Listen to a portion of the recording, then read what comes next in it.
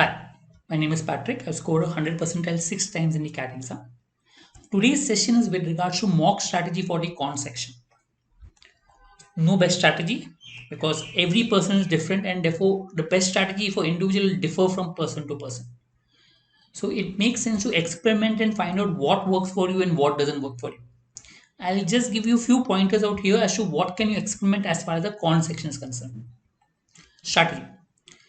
Con section, one strategy that is there, you can go to the whole paper in the first 10 minutes. 10 minutes means 600 seconds. 600 seconds, 34 questions means around 15 to 20 seconds per question on average.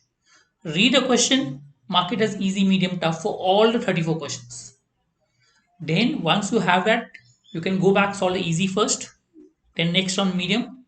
That's how you can solve. This is one strategy where we go through all the sets.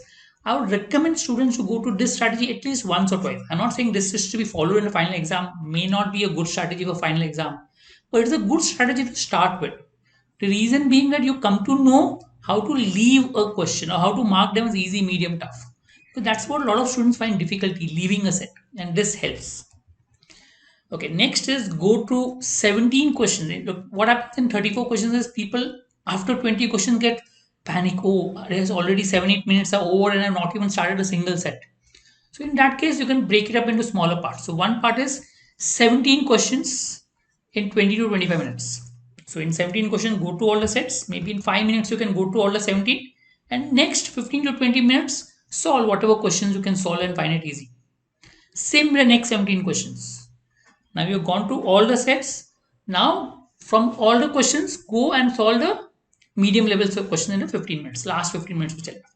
So first 20 minutes, first 17 question, next 20 minutes, next 17 questions, and last 15 minutes, maybe whatever left medium level questions you can solve. Again, you can break it down 34 questions, you can break it down to 11 questions, 11 questions, 11 questions in every 15 to 20 minutes. Normally, I recommend people to keep a buffer in the end, some time in the end, because you can always come back to questions which you feel you could have solved. But yes, 11 question in 15 minutes, 11 question in 15 minutes, 11 question in 15 minutes, and maybe last 10 minutes buffer to come back to question.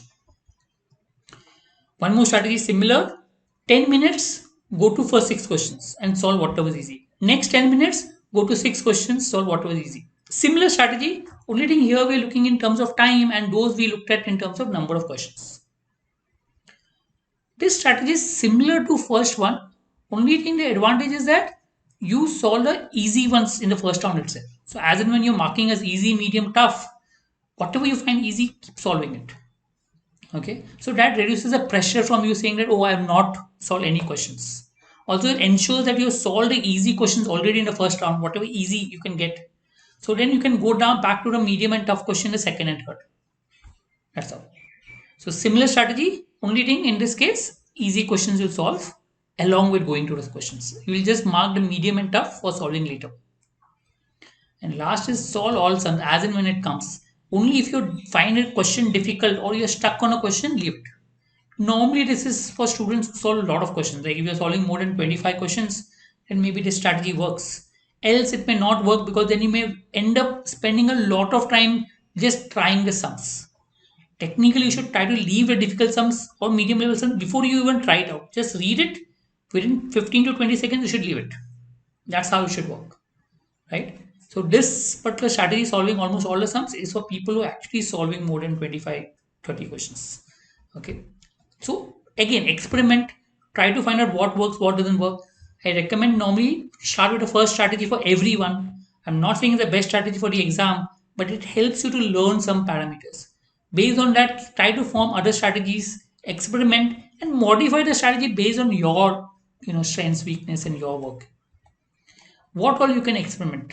One is you can experiment and decide on a time to find out difficult level of question. Normally, I say maybe 20, 15 to 20 seconds, but maybe for some question you can take in 10 seconds. So, time to decide. How will you decide? One strategy that I normally recommend good students is to try solving a mock without pen. I mean, you will get less marks.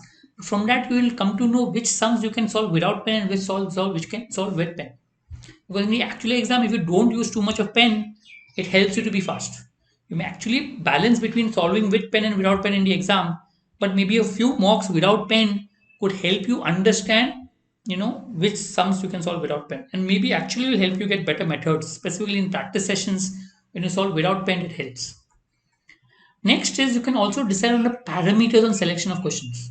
So based on topic, I normally don't recommend people to select question based on topic. Students say, oh, this is a function topic, some I will not do it. So if you're scoring good marks, then don't classify based on topic. Only if you're not solving too many questions and you have few topics which are your specialty, then maybe you can decide on a topic. Else avoid it. Because I've seen questions that are very simple coming from difficult topics. So in that case, you may miss out on some sitters. You can decide on the length. Sometimes, if the length of the question is too long, reading it itself will take a longer time. You want to leave it, leave it. Calculation. Maybe you're not good at calculation and the question is calculation intensive, you may leave it. So decide on the parameters on which you'll select the questions. That helps to then select the questions faster. In the end, I recommend you to make notes like always, because making notes will help you to know what works, what doesn't work.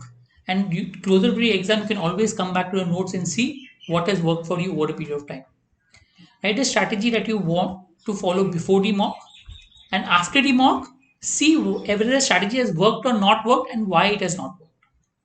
Apart from that, after the mock, try to think of what strategy would you use for the next mock. Keep experimenting, keep making notes, and keep trying to find out what works for you, what doesn't work. I hope this helps. Thank you.